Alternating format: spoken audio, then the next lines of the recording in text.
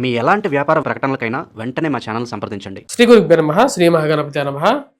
June మాస ఫలితాల కార్యక్రమానికి స్వాగతం. వృశ్చిక రాశి వారికి జూన్ 1 నుండి 30 తారీఖు వరకు ఈ యొక్క నెల ఎలా ఉండబోతుందని చూద్దాం. ముందుగా గ్రహస్థితి రీత్యా మనం గమనించినట్లయితే ఈ రాశి వారికి అష్టమంలో ఉన్నటువంటి గురువు భాగ్యస్థానంకు రాబోతున్నాడు. అష్టమంలో శుక్రుడు బుధుడితో కలిసి త్రిగ్రహ యోగం జరుగుతున్నది. అష్టమంలో ఉన్నటువంటి శుక్రుడు యొక్క దృష్టి ధనస్థానం మీద చాలా యోగకారకమైనటువంటి ఫలితాలు ఈ రాశి వారికి ఇస్తున్నది. అష్టమంలో గురుగ్రహ సంచారం ఎప్పుడైతే భాగ్యస్థానంలోకి మారతాడో అది చాలా యోగకారకమైనటువంటి ఫలితాలు ఇస్తుంది. అది ఎటువంటి యోగకారకమైనటువంటి ఫలితాలు ఇస్తుంది అంటే ముఖ్యంగా వివాహ ప్రయత్న సంబంధితమైన వ్యవహార విషయాల్లో అనుకూలతని, అదేవిధంగా తండ్రి గారితో మరియు అదేవిధంగా తండ్రి గారి బంధువులతో ఒక సానుకూలమైనటువంటి ఫలితాన్ని అంటే ఒక అండర్స్టాండింగ్ని ఇవ్వగలుగుతుంది. స్థిరచరాస్తి కొనుగోలు సంబంధితమైన వ్యవహార విషయాల్లో అనుకూలతని ఇస్తుంది. అంటే భాగ్య వృద్ధిని ఇస్తుంది. భాగ్యము అంటే లక్ అనేది అర్థం. మనిషి జీవితంలో 99% హార్డ్ వర్క్ అంటే కష్టజీవిగా ఉన్నప్పటికీ కూడా కొంచెం లక్ అనేది కూడా ఉన్నట్లయితే జీవితం అనేది ముందుకు వెళ్తుంది. అంటే జీవితంలో ఉన్నత స్థితికి వెళ్ళడానికి కొన్ని అవకాశాలు అనేది కూడా చాలా ముఖ్యం. అటువంటి స్థితిలో గ్రహస్థితి మారినప్పుడు ప్రతి మనిషి జీవితంలో సక్సెస్ అనేది కూడా పొందుతూ ఉంటాడు. అది కొంతమందికి ముందు రావచ్చు, కొంతమందికి తర్వాత రావచ్చు. రాశి వారికి వృత్తిపరంగా వ్యాపారపరంగా ఈ యొక్క నెల నుంచి చాలా సానుకూలమైనటువంటి ఫలితాలు.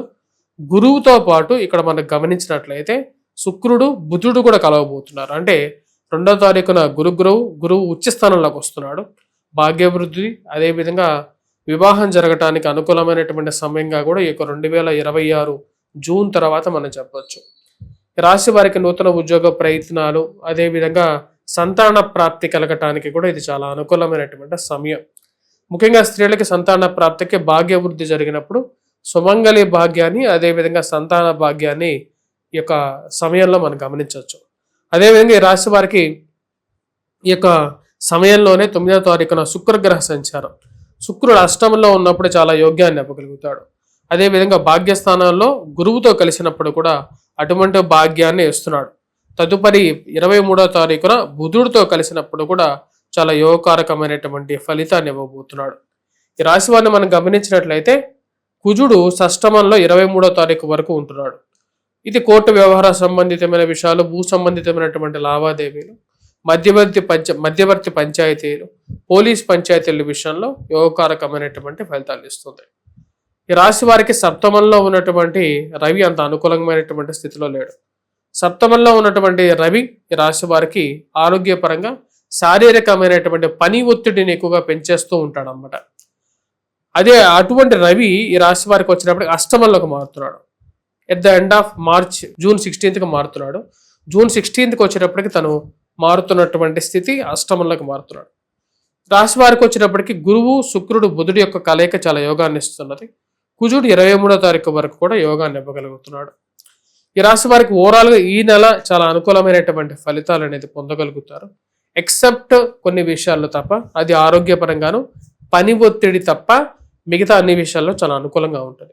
గురు శుక్రుడు బుధుడు ఈ 3 గ్రహాలు అనుకూలమైనటువంటి స్థితిలో ఉన్నప్పుడు విద్యార్థులకు అనుకూలంగా ఉండటం, అదేవిధంగా వచ్చేటప్పటికి ఎవరైతే ఈ coffee tea hotels stops hotels కానీ రెస్టారెంట్స్ కానీ రన్ చేస్తున్నటువంటి వారు ఎవరైతే ఉన్నారో వారికి కూడా అనుకూలంగా ఉంటుంది. పుస్తక ముద్రణ రంగంలో ఉన్నటువంటి వారు, ప్రింట్ అండ్ ఎలక్ట్రానిక్ రంగం మీడియాలో ఉన్నటువంటి వారు, టీచింగ్ వృత్తిలో ఉన్నటువంటి వారికి కూడా చాలా అనుకూలమైనటువంటి ఫలితాలు పొందగలుగుతారు. ఓవరాల్గా వచ్చినప్పటికీ గురువు యొక్క స్థితి చాలా యోగకారకమైనటువంటి ఫలితాలు ఇక మీదట ఇవ్వబోతున్నది ఈ రాశి వారికి. ఈ రాశి వారికి మెయిన్గా వచ్చేటప్పటికి విద్యార్థులు ఈ యొక్క విషయాన్ని చాలా జాగ్రత్తగా వాడుకోవచ్చు.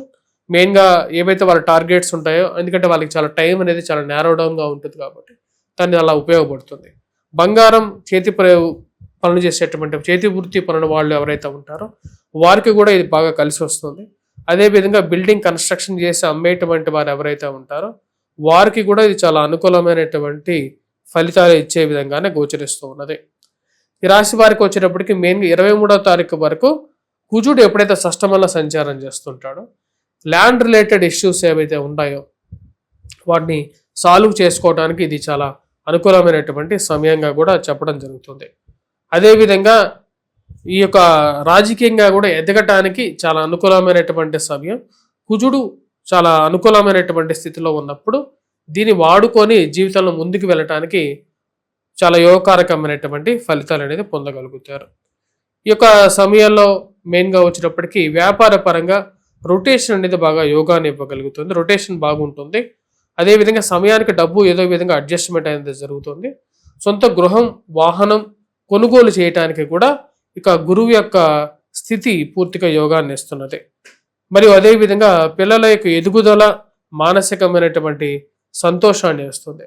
వయోవృద్ధులకి ఆరోగ్యపరంగా కూడా అనుకూలంగా ఉంటుంది. ఎందుకంటే భాగ్యస్థానంలో ఉన్నటువంటి గురువు తన యొక్క దృష్టి కరెక్ట్గా వచ్చేటప్పటికి జన్మరాశి మీద ఉంటుంది.